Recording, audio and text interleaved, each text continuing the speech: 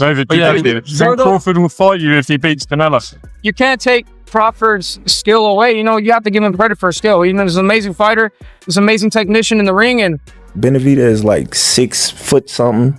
You know what I mean? Then he gonna come in 190, 200 probably. You know what I mean? Like you never know. Like that's a big dude. Like you know what I mean? And he's skilled, man. You know what I mean? So it's like, you know, I might as well go to heavyweight if I fight Benavidez. Terence Crawford's team has just taken down the top fighter in the boxing world. Now, they are setting their sights on a new challenge, David Benavidez. This is the same powerful opponent that Canelo carefully steered clear of for a long time. Suddenly, Benavidez has become Crawford's next major target. When you'd want to see Bud fight in this era, that you think, you know what, that'd be a great fight. Well, I would say Benavidez, but he's too, you know, that weight class is too high for him. So, you know, where he's at now is great. We all understood Crawford wasn't after Canelo for a payday. He wanted a lasting legacy and a shot at true greatness, a way to secure his place among the legends. To continue building that legacy, his team is now focusing on the most feared fighter at 168 pounds. The man known as the Mexican Monster. Out here, Kamaru, Terence Crawford versus the Mexican Monster, David Benavidez. I knew it was coming. He was the mandatory for Canelo. Oh Canelo. My God. Relax. What's up? The scariest guy in the division. He's not in the division. He said he could still make 168 pounds. The reason why he was up because nobody wants to. If this matchup happens, it must take place at super middleweight, which is Benavidez's natural division. But consider this. Crawford has already proven at 168 pounds that he isn't just holding his own, he's excelling. Just picture it.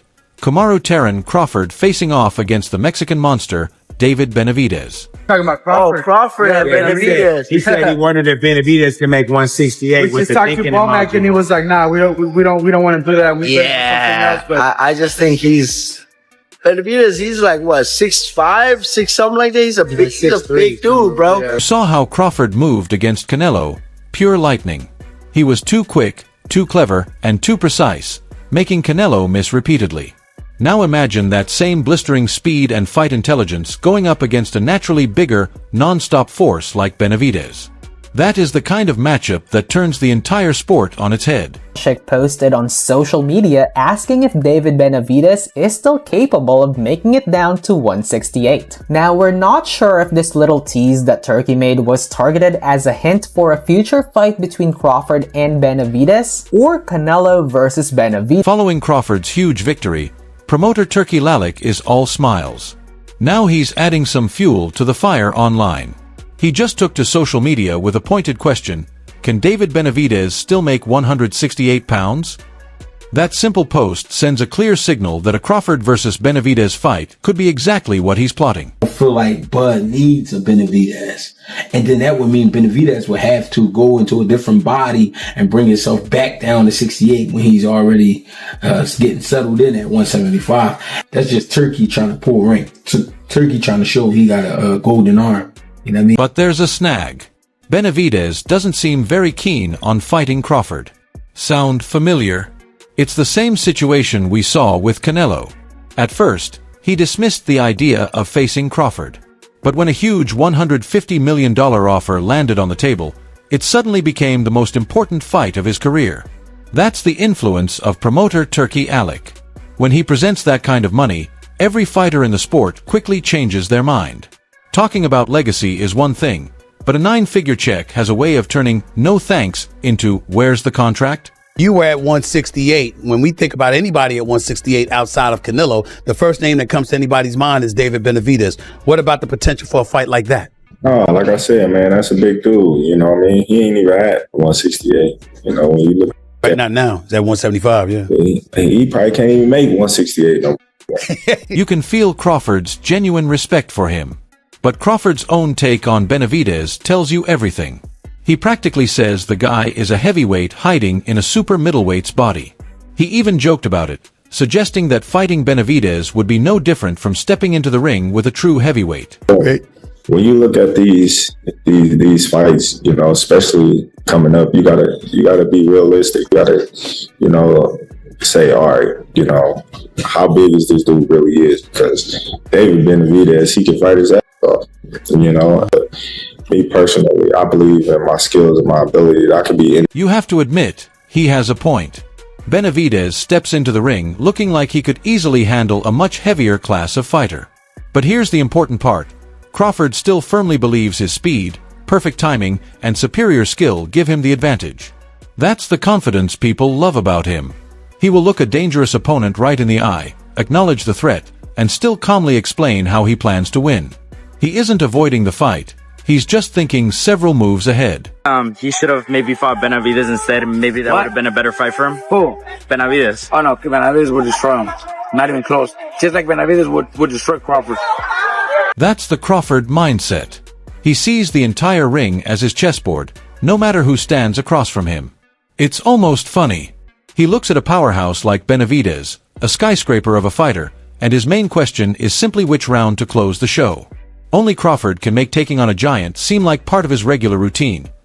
Just as Crawford had everyone talking about facing this supersized challenge, trainer Robert Garcia stepped in with a dose of reality. He's like that friend at the cookout who gently points out you might have taken on a bit too much. There's no chance. There's no chance. Benavidez is too big, too strong, too fast for these guys. Benavidez would beat these two guys, I would say, easy. I'm not going to lie. Hearing him say Benavidez would destroy both Canelo and Crawford had me spitting out my drink. Like, chill, coach. Let us daydream for a second. But I get it. Garcia ain't sugarcoating. He's basically telling us, look, Crawford is a generational talent, but Benavidez is a different type of monster. And honestly, you and I can admit it. That's the fight where size and raw power start making Bud look human.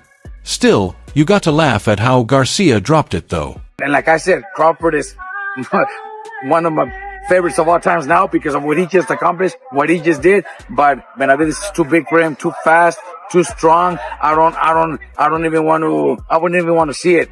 Canelo, Benavidez beats him. He didn't waste a second. He shut the idea down completely, like cutting off the internet when it's time to stop playing games. I get it. Benavidez is an absolute force, no question. But we've been here before with Crawford. Every single time people claim an opponent is too big or too strong for him, he works his magic and makes top-tier fighters look ordinary. So, would I pay to see this fight? Absolutely. You can count on it. But after the fight, Canelo was like, he's better than Mayweather. So, maybe it was just different because Crawford's arms are long. His arms are really long, so it's kind of hard to hit him. But no, he did everything, man. He's the man. I respect what Crawford just achieved, and he's one of my all-time favorites because of it. But Benavidez is on another level. He's too big, too fast, and too strong for him. Honestly, I don't even want to see that fight. Let Canelo handle it. Interview 13. That's the kind of statement that makes you stop and take a sip of water, because you know it's about to set off a major debate among fans. And the best part was how sure he was. He broke it down clearly. While Mayweather was a technical master, Crawford brings those long arms and an old-school toughness to every fight. He'll battle you anywhere in the ring, no matter what it takes. Canelo, do you think he should retire? Yeah, I mean, Canelo is more so into training, probably fighters and helping people. Like he already did what he needed to do. There's nothing really more he can do in the sport. You can't really dismiss it, because part of you knows he might be right. Just picture the debate shows now. You've got Skip Bayless somewhere getting worked up, Max Kellerman crafting his perfect argument, and your uncle at the barbershop shouting his opinion for everyone to hear. This conversation isn't going away, and that's exactly what makes it so memorable. Then, as if it's nothing, Mosley lightly adds his thoughts on Canelo retiring. He says it like it's obvious. Canelo has done enough. Maybe it's time to start training fighters. Or maybe even take a big money fight against someone like Jake Paul. Would you think Bud would retire? I didn't actually ask you that. Do you think Bud could call it a day? He probably will retire for a year, maybe. If he does, a year or 2 years like that, right? A year. But he's coming back.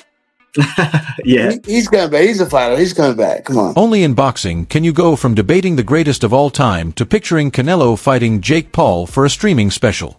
That's the magic of this sport. We're watching history change right in front of us. Crawford is showing he's on a different level, while the legacy of a legend like Mayweather still hangs over every conversation.